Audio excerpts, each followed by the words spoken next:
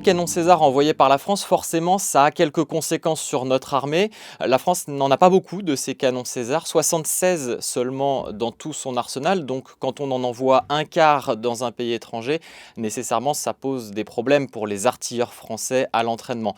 Et c'est assez symptomatique de ce qui s'est passé dans l'armée depuis environ une trentaine d'années.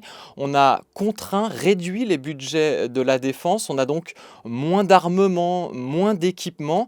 Il y a bien eu une remontée capacitaire à partir de 2017 avec une loi de programmation militaire ambitieuse de la part d'Emmanuel Macron et qui a été respectée, mais ce n'était pas suffisant pour remonter totalement en capacité. Cette loi, elle a simplement bouché les trous finalement en quelque sorte, et on l'a vu lors de 2 exercices de simulation de guerre menés l'année dernière, l'exercice Warfighter pour l'armée de terre, l'exercice Polaris pour la marine.